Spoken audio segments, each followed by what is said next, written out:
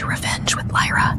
On my 28th birthday, I woke up to silence. No calls, no messages, no happy birthday texts from family.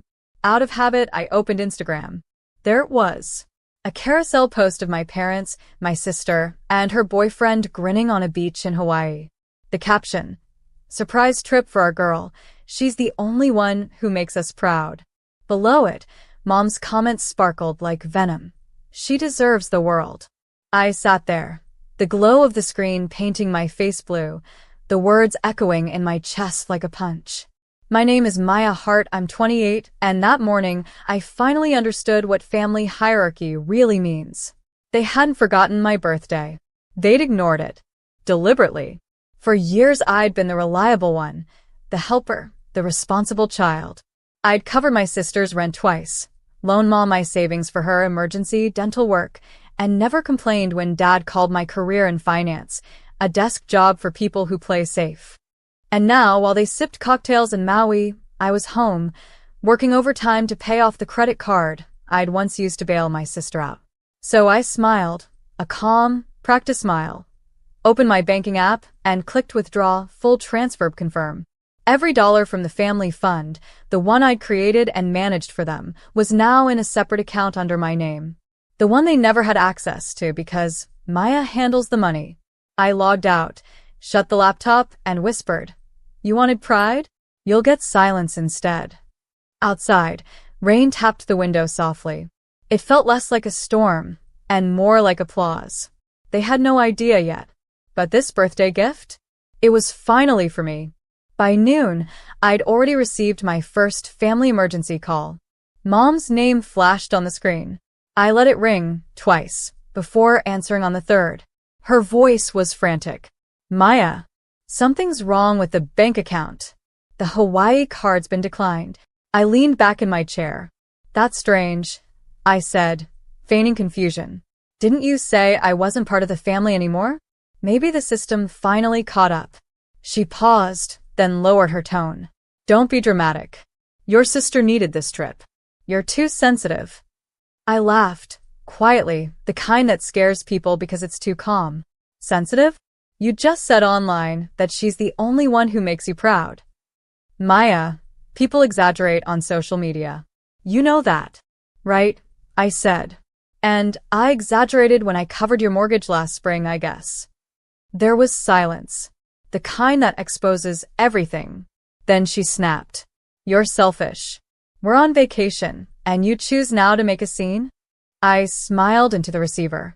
"Enjoy the sun, Mom. You've earned it. But from now on, your pride gets to pay its own bills." I hung up, blocked the family group chat, and turned my phone face down. For the first time, I didn't feel guilty. I felt balanced. That evening, I poured myself a glass of wine and opened my journal. Under today's date, I wrote, "Let them feel what I felt, unseen, unheard, unappreciated." Then I added one more line. "And when they finally call back, it won't be for love. It'll be for money." And I promised myself, next time they do, I'll answer with the same silence they once gave me. The next morning, I woke to another string of messages, missed calls, voicemails, and a frantic group chat titled, "Family Account Issue." Dad's voice on voicemail was sharp and shaking. "Maya, what the hell did you do? The funds are gone. We can't access the card. Fix this immediately before your mother has a breakdown." I poured my coffee, pressed play again, and let the words sink in like music. They didn't ask if I was okay. They didn't say happy birthday. They said, "Fix this." It was the same script as always, my time, my money, my guilt. Not this time. By noon, my sister texted me a paragraph dripping with entitlement. "You're seriously going to ruin Mom's trip? Grow up. You've always been jealous. You don't even have a family of your own, so stop trying to control ours." I stared at her message, then typed back 2 words. "Enjoy budgeting." Then I turned off my phone and walked out into the city sunlight. For the first time in years, I didn't feel like their backup plan. I felt like my own person, the one who finally decided where her loyalty ends. That afternoon, I went to the bank in person and moved the rest of my linked assets into a new account under my business name. The clerk smiled politely. Starting something new? She asked. I smiled back. Ending something old. By the time I got home, there were 36 missed calls. I didn't answer a single one. Because this time, I wasn't their safety net. I was the wake-up call they never saw coming. And the irony? They still hadn't realized. The money was the smallest thing I'd ever taken back. By the third day, chaos had officially hit their paradise. Mom's friend uploaded a story from Hawaii, a shaky video of my parents arguing at a poolside bar, Dad's voice booming. She embarrassed us, while my sister sat in the background, crying into her phone. I didn't need to imagine what the fight was about. It wasn't about money, not really. It was about control. They'd lost the one person who used to clean up every mess. At noon, Dad finally sent an email. Short. Cold. We're disappointed in you. Your actions are unforgivable. Family doesn't betray family. I typed a reply, but stopped halfway through. Then, with a small smile, I deleted it and attached a single PDF instead, labeled Financial Record, 2019 to 2024. Every transfer, every expense, every emergency payment I'd made for them over 5 years. I hit send with the note. Family doesn't exploit family either. By evening, the email had been opened 7 times. Aunt Melinda called later, whispering like she was sharing a secret. They're panicking, Maya. Your dad's furious, your mom's crying, and your sister's blaming everyone. What did you do? Nothing illegal, I said. Just a little accounting. Melinda chuckled. Good for you. About time someone stood up to them. I looked around my apartment, the plants, the sunlight, the peace. Everything they said I couldn't build without them. I didn't stand up to them, I said softly. I just stopped standing under them. For the first time, it wasn't anger that filled me. It was quiet, sharp, calm satisfaction. They'd taught me the value of money. Now they were learning the cost of neglect. And I hadn't even sent the real surprise yet. 2 weeks later, their Hawaii fantasy officially collapsed. Their flight home was charged to my mother's frozen card. The family account was permanently closed, and the credit line they'd used for years was now flagged for review. That's when Dad finally swallowed his pride. He called from a borrowed number, his voice low, careful, the way it gets when he realizes I have the upper hand. Maya, we need to talk, he said. I let the silence stretch before answering. About money or about family? He sighed. About fixing this. I almost laughed. There's nothing to fix. You broke it years ago. I just stopped patching it up. His tone hardened. You think this is strength? It's cruelty. I looked around my apartment, the one I'd paid for, furnished and built on my own. No, Dad, I said softly. It's clarity. Later that night, I got an email from my sister. They're saying you ruined everything. But between us, I get it now. I saw Mom's comment. I'd be hurt too. It was the first honest thing she'd said to me in years. I wrote back.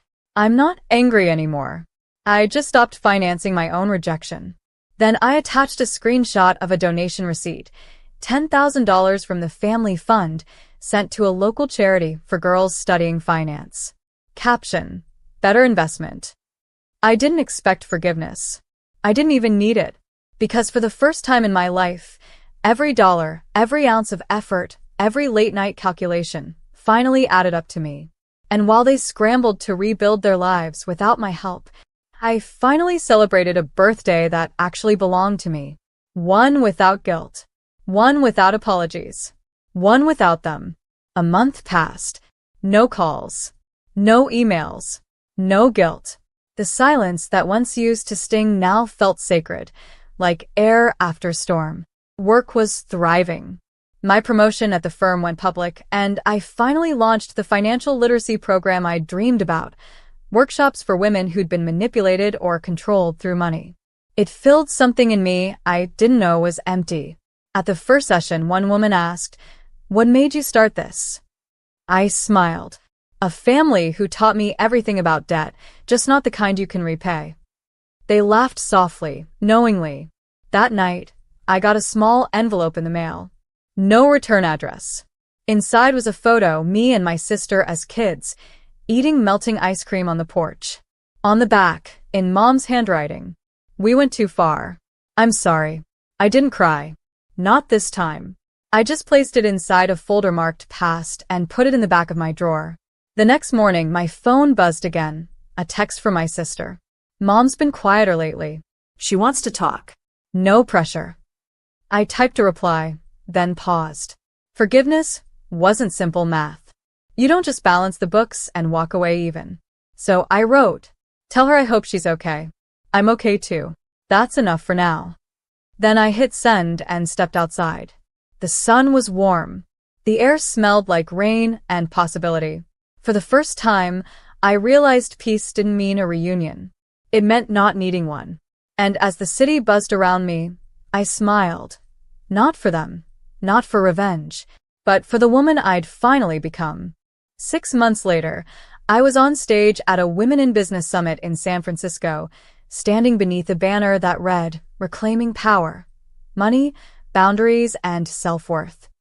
If someone had told me a year ago that my pain would become my platform, I would have laughed. But there I was, in heels, confidence, and peace. My family taught me early that love can come with conditions, I told the crowd.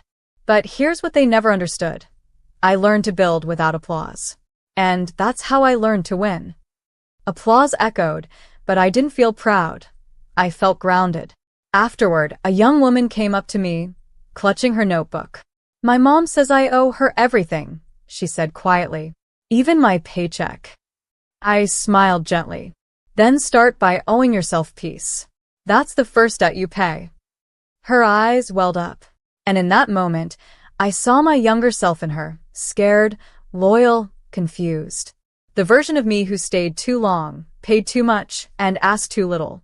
Later that night, I sat in my hotel room, overlooking the bay.